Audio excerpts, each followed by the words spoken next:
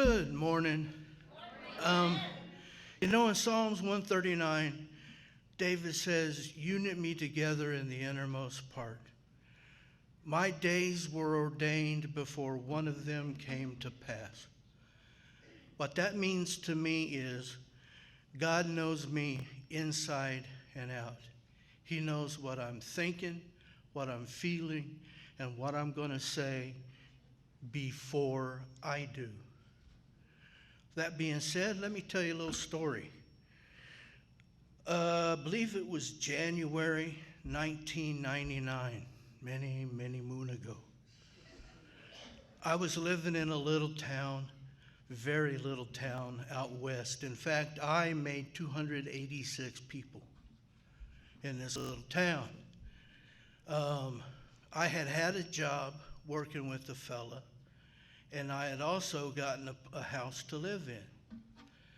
Well, one day I get up to go meet my boss to go to work, and he's not in town. He left without me. So I now have no job, which means I can't pay my rent or my bills. I'm going to be homeless in a town of 286 people. That's not fun. Anyway, I'm coming up on the night before I'm supposed to be out of my house. And I'm livid. Absolutely livid at God. And because I'm in this situation due to no fault of my own. I'm not here. But anyway, I am so angry. I'm sitting in my house going, Lord, I'm very upset. I'm so upset I can barely see. I don't understand why you're not providing for me like you promised. I don't get it. God, I'm so angry. When inside I was in turmoil and so much anger I could barely see. I was sugarcoating it. I've been praying that way for a week and God hadn't done anything. It's sleeting and snowing outside, right? This night. I'm so mad I can't sit still, so I put on my coat, my stocking cap, and I go for a walk. And I start cussing God. Just cussing him up one side and down the other. I started calling him everything but the Supreme Creator. I was that livid. I was cussing him so much I had to make up words.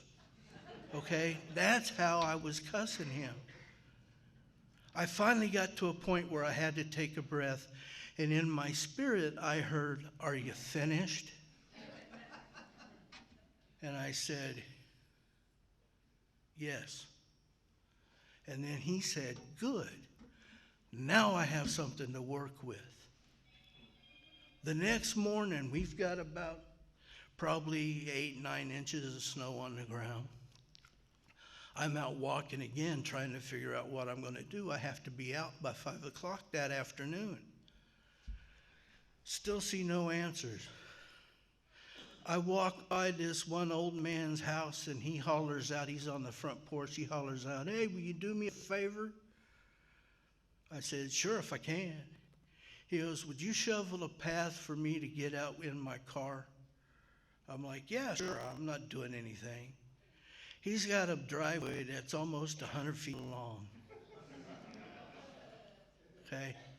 So I shovel it out, and I get him out to the main road, and he comes out and looks at it and goes, "That's a great job. Hey, do you have a job?" I said, "No, sir, I don't." He goes, "Come see me tomorrow at my shop. I'll put you to work." Okay. I go walking around the corner and come by another house, and this guy's on the front porch. Now, I know him from church just to say hi.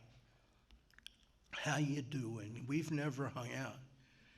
And he hollers out, "Hey, what's up?" And I said, "Well, I'm looking for a place to live because I'm getting kicked out of where I'm at." He's like, "You know what? I'm getting ready to move into a house down here on the highway, and it's huge. You feel like having a roommate?" I'm like, "Okay." He says, "In fact, why don't you come stay with me where I'm living now, because it's just going to be next weekend. You can hang out with me here. If you can take living in a small place, then we'll move. All you have to do is pay some of the bills."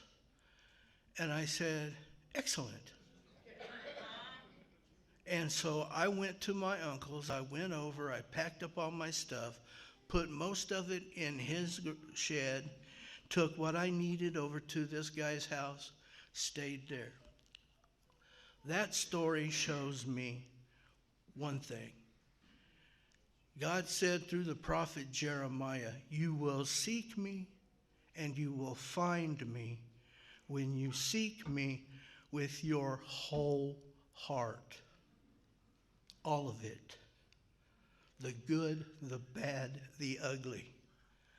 As long as I was sugarcoating everything I was saying to God, he wasn't going to act, because I wasn't being honest with myself or with him. The second I got brutally honest, he worked like that, faster than I ever could have imagined. He took care of me. He is who he says he is. He will do what he says he will do. It's all in his word. Read the book. Don't wait for the movie. It's in there. He wants to do the same thing for each and every one of us, because he doesn't have any favorites. And if he did, I would not be one of them. So, my challenge is to try it out, see what happens. Be honest. Let God move in your life. Thank you for letting me share.